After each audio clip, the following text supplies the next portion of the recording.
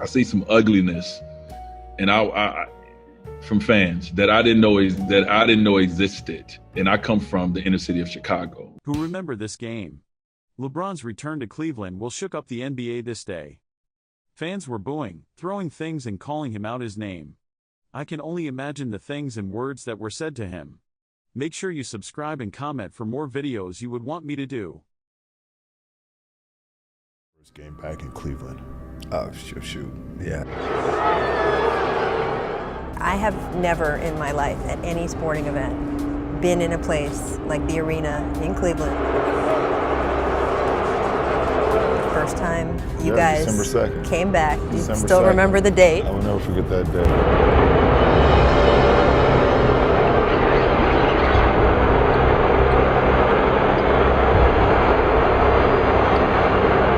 Besides the finals, that's the second best performance I've ever seen LeBron James, and personally, that I've watched.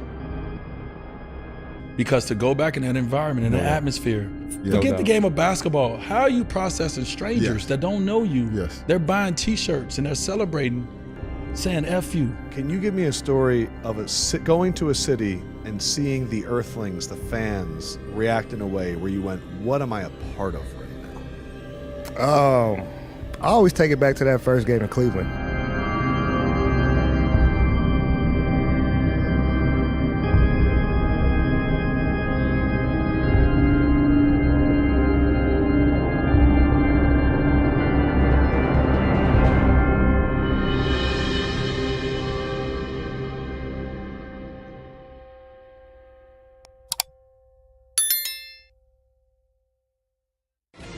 Well, the heat is on. Miami's plane touched down early this morning, bringing LeBron James back to his old stomping grounds, and Cleveland fans are ready. We got on the elevator at the hotel before when we was going to get breakfast in the morning, and there was people on the elevator with LeBron shirts on. It was LeBron and us on the elevator. And I'm looking at dude like, how are you processing all of this? No doubt. Yeah. Forget the game of basketball. How are you processing strangers that don't know you? Yes. They're buying T-shirts and they're celebrating, saying F you.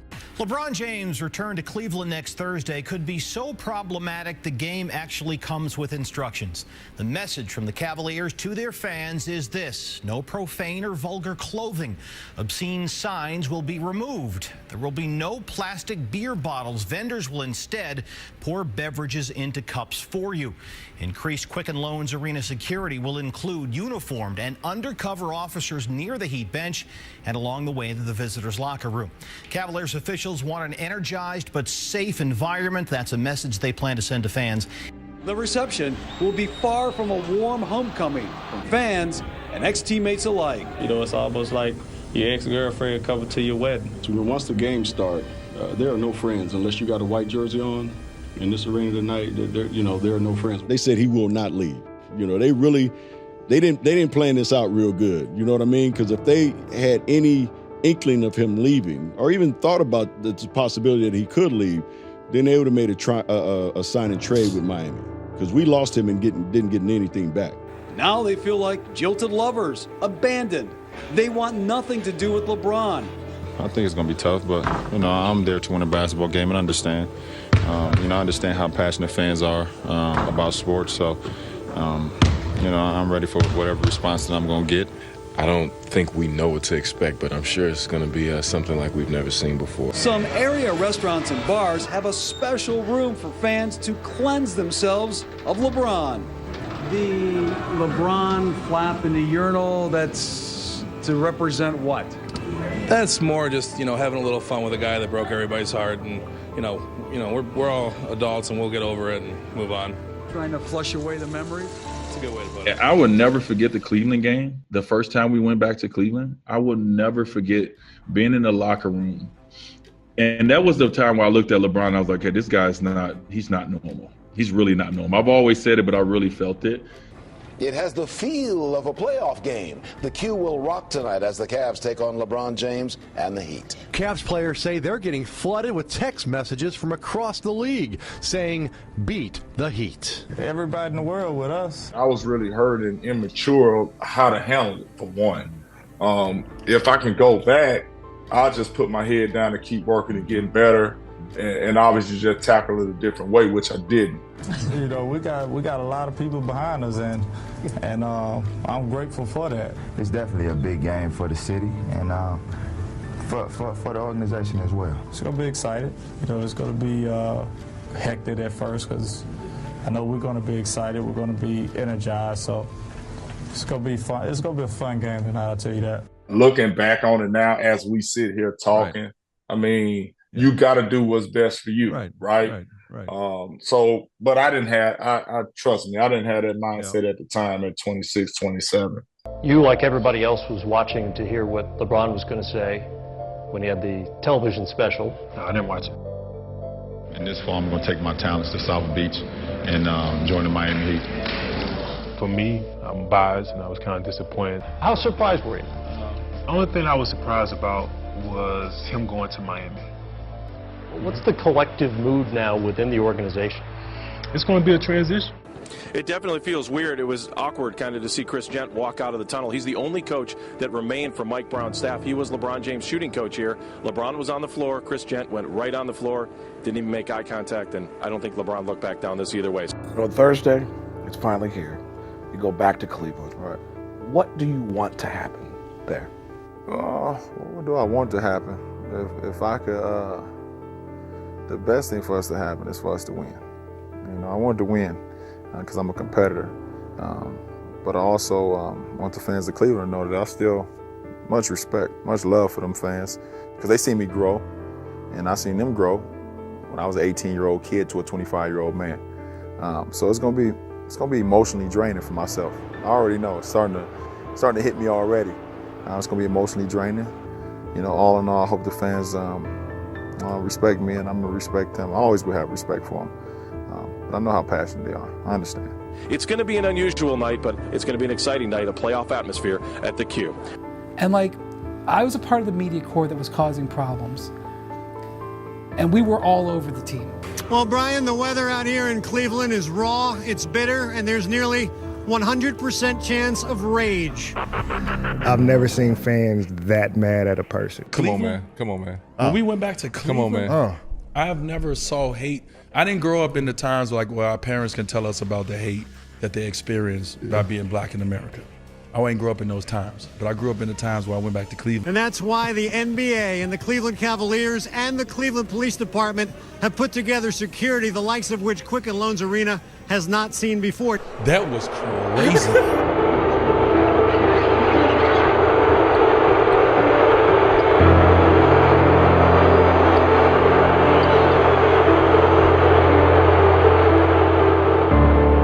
I'll tell you, this is a situation where I've talked to a lot of people. No one can remember any more venom and vitriol directed toward a visiting player. The hatred that I heard in the locker room, I've never heard hate before.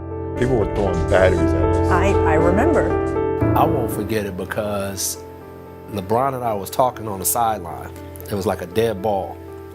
And he was here and I was here.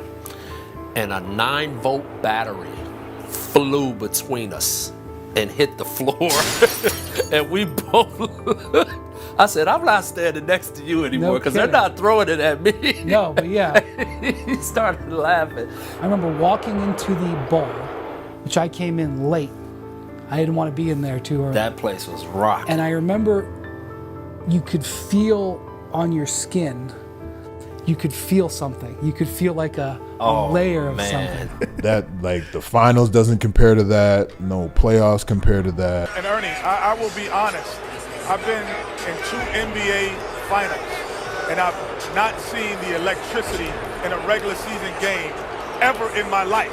I've been around basketball for 25 to 30 years and have never seen an electricity in a building and the intensity in the building. This feels like the NBA finals right now. It was just you felt all of the intensity, all of the anger. And when we talk about racism, when we talk about the things that people said to us. I will say this because we're all kind of built for it anyways. That run out. Ooh, that run out. Bro, if you weren't ready to bump after that. Yeah. In the locker room. That's what I'm saying. That was almost more electric than any final game I ever played in. You know what I mean? You can hear someone say something, but if you ever heard the sound of hate, it is the most like uncomfortable thing to experience. And like I remember walking out of the tunnel, and it wasn't just boos, and it wasn't just I hate yous. It was the look on people's faces. It was the things that was coming out of their mouths and like how raged they were, like in anger, that I said I will never forget this moment a day in my life about, you know, how someone can really hate you for making a basketball decision that you felt was best for yourself and your family. Is crazy to me. I see some ugliness, and I from fans that I didn't know existed, and I come from the inner city of Chicago. Ready to do the promo? Heat at Cavs. LeBron returns. The fans are going to be hostile, but it's going to be exciting. No TNT. LeBron James and the Miami Heat at Quicken Loans Arena on a night unlike any other. There is LeBron. Every time his picture was put on the Jumbotron here at Quicken Loans Arena, the boos rang out. The boos were just this, like, so loud and consistent. And then anytime they would show Bron on the Jumbotron, and you didn't think it'd get louder, but every time they showed him, it got louder and worse, and it was so intense. Like that, like when you talk about being in like a real hostile environment, that was it. And I was terrified when I went back to Philly, and they gave me a standing ovation. I'm going to bet my life on it. He's not going to get a standing ovation. Here's LeBron to the scorer's table. The question is, would he go through the usual pregame routine involving the slapping? LeBron with the jumper. James with a beautiful move. Wow. And it was so deafening, like loud and just like intense for the entire time.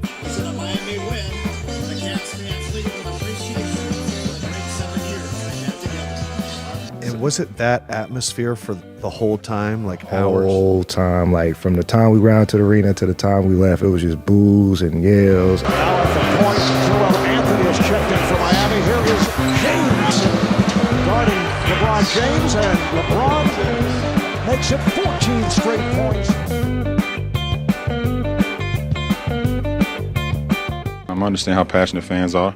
Still got a lot of love for these fans here. But you know, I'm a Miami Heat player now. We're looking to get this win. All right, thanks a lot. Thank you, EJ.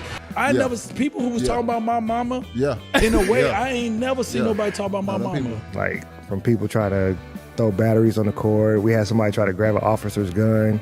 Like it was just crazy stories like that. And it was just like you guys are really that mad that he left Cleveland to come to Miami. Like, I'm confused. Like, how can you be that mad? Yeah. And so man, they bought into it, you know, from the jump. You know, Bron was very vocal. You know, he's always been very vocal. He had 40 in the third. Man, something. Then like he go that. out there and hit 40 in the third and sit down in the fourth. Yeah. Here's James off the fake. In the half court. Not a good ball movement. The turnover there from Williams. LeBron to the bucket. James for three. James steps back and hits again. That's when they're at their best, and that's what everyone, including Charles Barkley and then Kenny Smith, has been clamoring.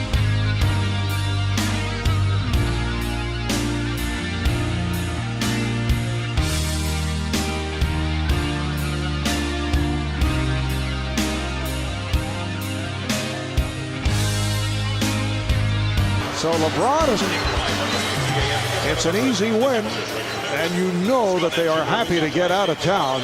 So you go to the locker room after the game, and what is that like? Like, because you're all realizing this could be an entire season of this. The fans had their say tonight. What would you like to say to them if you could? 7 great years.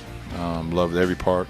Loved every moment from the growth when I was an 18-year-old kid to a 25-year-old man. And, you know, tried our best. As a team, we tried our best to bring a championship to the city and just try to play hard every night. So I got the utmost respect for this franchise, utmost respect for these fans, and, you know, just continue the greatness for myself here in Miami and try to get better every day. You can't go back with your decision, but do you regret how it ended? Would you like to apologize for the way it ended? I don't want to apologize. I think, you know, my intentions was not to hurt anyone. You know, my intentions were solely on kids during the whole process.